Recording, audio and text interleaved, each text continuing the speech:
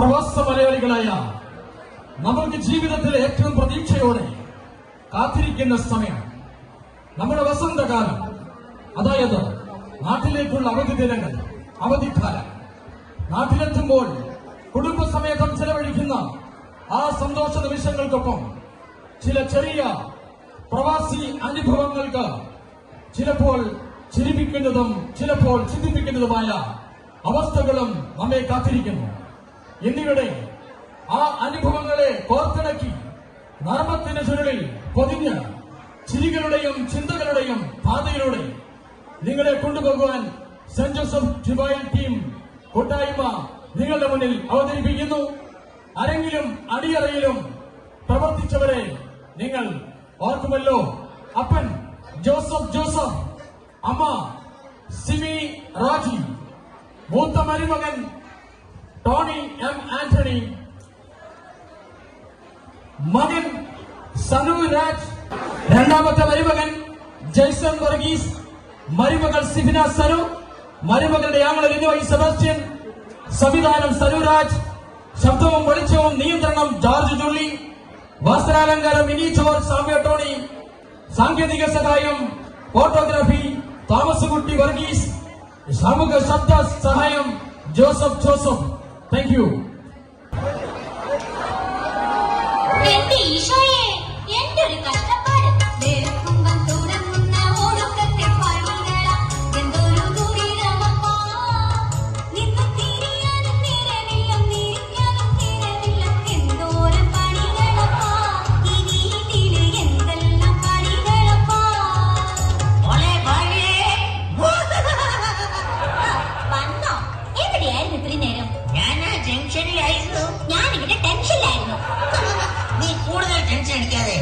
ഒരു bed coffee കൊണ്ടുവരൂ. Bed coffee അല്ല മനുഷ്യ, ബെഡ് കോഫി. എന്ത് കൊണ്ടുവെങ്കിലും ആട്ടെ, പോയി കൊണ്ടുവരൂ. മൈ ഡാർജിലിംഗ്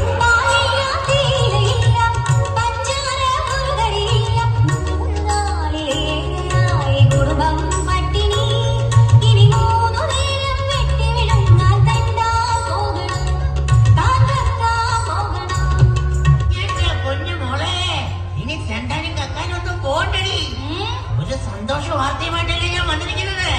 നത്തിങ് ഓഫീസിലെ പോട്ടി. എന്ത് വാർത്ത? ലണ്ടനിന്ന് മകൻ വരുന്നേ, നമ്മുടെ മകൻ വരുന്നേ. കാര്യം തോളിലാക്കിയിട്ട് അവൻ വരുന്നേ, നമ്മുടെ മകൻ വരുന്നേ. നമ്മുടെ മകൻ വരുന്നേ, നമ്മുടെ മകൻ വരുന്നേ. എന്റെ മനുഷ്യ, അത് മകനല്ല, നമ്മുടെ മൂത്ത മരുമകനാ. എന്റെ ദൈവമേ, അവൻ ഇന്നും കള്ളാണോ? രണ്ടെണ്ണമകത്തില്ലേ ലാഗപോറ വാറ് കണ്ടാൽ എന്റെ ബോറു മാറും. രണ്ട് തല്ലി കിട്ടിയെന്നാൽ വാറും മാറും. നാലുകാല സ്ഥിര നാലുകാല രണ്ടെണ്ണമകത്തില്ലേ ലാഗപോറ വാറ് കണ്ടാൽ എന്റെ ബോറു മാറും. രണ്ട് തല്ലി കിട്ടിയെന്നാൽ വാറു മാറും. അന്തിപ്പാതിരാ നേരം കാറിന്റെ ഉള്ളിൽ നിന്നും പെട്ടി കൂട്ടി കയറി വരുന്നവനാരാടാ? അവനെന്റെ മകനെന്റെ ജോർജ് കുട്ടി. കയ്യിലുള്ള പെട്ടി ഉള്ളിൽ ജോർജ് കുട്ടി.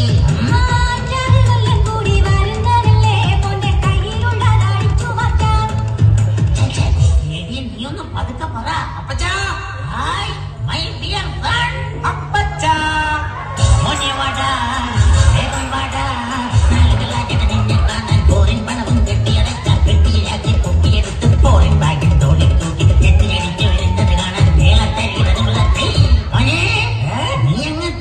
കൊടുത്ത് മെലിഞ്ഞു വെളുത്ത് കരിക്കട്ട പോലെ ആയില്ലോടാ ജോലി കുട്ടി. ഈശോയെ, പോയപ്പോ എന്തോളം നല്ല പേഴ്സണാലിറ്റി ആയിരുന്നു. ഇപ്പൊ എന്താ ഒരു കുറവ്? ഇപ്പൊ മുനിസിപ്പാലിറ്റി പോലെ ആയി. അളിയനെ കാത്ത് ഇത്ര നാള് കാത്തിരുന്നളിയ. എന്റെ പുഞ്ഞാര അളിയ, എന്റെ പുഞ്ഞാര അളിയ. തന്നോട് ഞാനൊരു പിന്നാരം പറയട്ടെ, ഞാനൊരു പിന്നാരം പറയട്ടെ. എന്നെ ഞെക്കി കൊല്ലാതെ നീ ഇങ്ങോട്ട് മാറിക്കേ. ചിന്നാലും പുന്നാലൊക്കെ പിന്നെ പറയാം. അപ്പച്ചന്റെ ബ്ലഡ് പ്രഷർ കൂട്ടാതെ പെട്ടി തുറക്കണം മോനെ. തുറക്കുമോനെ. അയ്യാ, അലിയും കൊണ്ടുവന്നിരിക്കുന്ന എന്തൊക്കെയാണെന്ന് തുറന്ന് കാണിക്കലയാ.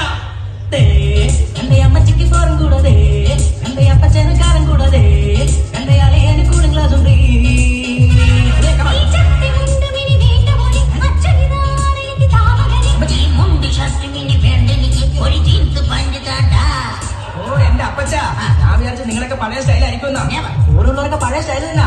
ഓ ഈ നാട്ടിലുള്ളവരൊക്കെ അടിപൊളി ഫാഷൻസ്. അമ്മച്ചി അവിടെ ദാ വരുന്നു മോനെ. എന്റെ ദൈവമേ ഇത് എന്തോന്ന് കൊണ്ടാട്ടി മേടിക്ക് കൊണ്ടാട്ടി മേടിക്ക് കൊണ്ടാട്ടി മേടിക്ക് കൊണ്ടാട്ടി മേടിക്ക്. പുലാടേ പുലാടേ പുല്ലാടേ, പുല്ലാടേ, പുലാടേ പുലാടേ പുല്ലാടേ, പുല്ലാടേ. മുറ്റന്നരേ പുലാടേ. മുറ്റന്ന് അളിയ, അളിയ ഏതാളിയ വെള്ളപ്പിശാച്ച്? അത് രാഷ്ട്രീയം കളിച്ച് നടക്കുന്ന അലിയന്റെ അലിയനാ. അപ്പച്ചാ അപ്പച്ചി പെട്ടിയെല്ലാം അകത്തേക്ക് മുക്കിക്കോ, ഇല്ലെങ്കിൽ അവനെല്ലാം ഖജനാവ് മുക്കുന്നോ അല്ലേ മുക്കും. പത്തല്ല പതിനായിരമല്ല 10,000,000 പത്തല്ല പതിനായിരമല്ല. 10,000,000 എന്റെ പൊന്നളിയ 1.5 ലക്ഷം രൂപയുടെ കടമുണ്ട്. ആളിനെ എന്നെ ഒന്ന് സഹായിക്കണം. എന്റെ പിന്നാരെ അളിയ, എന്തോ? അളിയന് വിവരമുണ്ടോ? ഇല്ല. വിദ്യാഭ്യാസം ഉണ്ടോ? ഇല്ല. സംസ്കാരമുണ്ടോ? ഇല്ല. അധ്വാനിക്കാനുള്ള മനസ്സുണ്ടോ? ഇല്ല. പിന്നെ അളിയൻ എങ്ങനെ ജീവിക്കും? അതല്ല ഞാൻ രാഷ്ട്രീയത്തിലേക്ക് ഇറങ്ങിയത്. സുഖ ഭക്ഷണം, സുഖ ജീവിതം. എന്റെ അളിയാ, ഹോ, എന്റെ ദൈവമേ, എന്തൊരു തൊന്തരവ്, അയ്യോ എന്തൊരു തൊന്തരവ്. ഈ വീട്ടിലൊരു കിരി സ്വന്തം കിട്ടാൻ എന്തൊരു തൊന്തരവ്, എന്തൊരു തൊന്തരവ്, അയ്യോ എന്തൊരു തൊന്തരവ്. എന്താ മോനെ നിന്റെ പ്രശ്നം? തുറന്ന് സ്പീച്ചു. തൊട്ടടുത്ത വീട്ടിലെ ജോസഫ് ചേട്ടന്റെ മുത്ത മോളെ കെട്ടിച്ചതാ. എടാ, തൊട്ടടുത്ത വീട്ടിലെ ജോസഫ് ചേട്ടന്റെ മുത്ത മോളെ കെട്ടിച്ചതാ.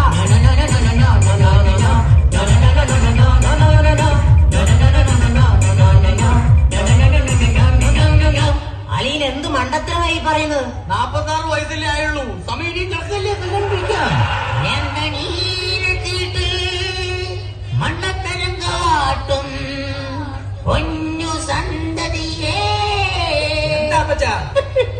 പ്ലാൻ എന്തുവാ നിന്റെ പ്ലാൻ എന്തുവാ പ്ലാൻ എന്തുവാ പ്ലാൻ എന്തുവാ? അപ്പച്ച, ഞാൻ ഒരു പെണ്ണെ സ്നേഹിക്കണം. അവളെ എനിക്ക് കല്യാണം കഴിച്ചത്. അയ്യോ പെണ്ണോ?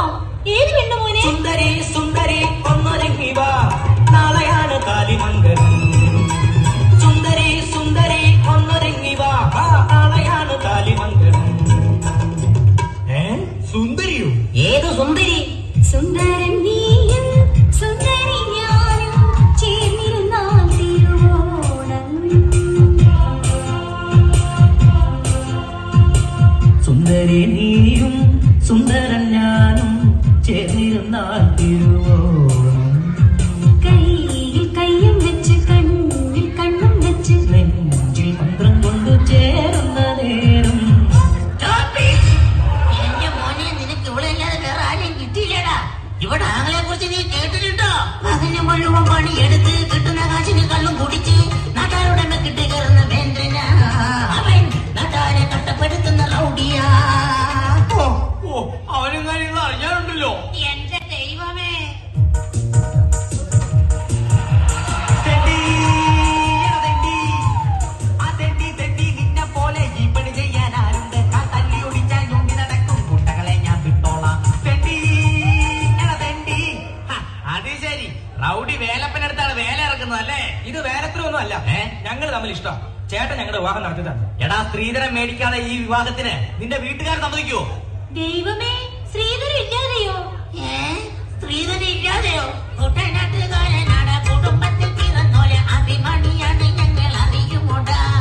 അഭിമാനിയാണ് തന്റെ കയ്യിൽ വെച്ചോ അഭിമാനം, അവമാനം വരുത്താതെ സൂക്ഷിച്ചോടുതാൻ.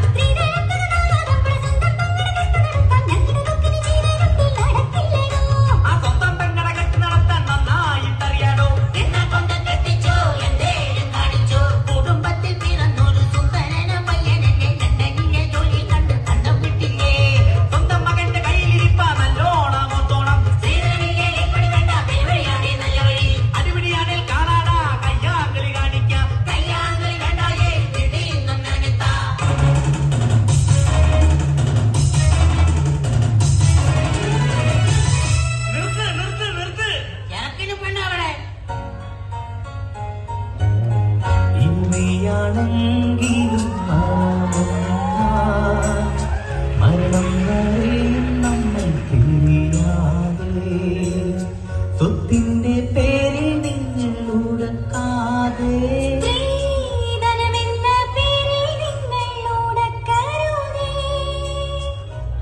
ആസനിരാസകൾ ആജീവനാന്തവും പങ്കിക്കും നാളും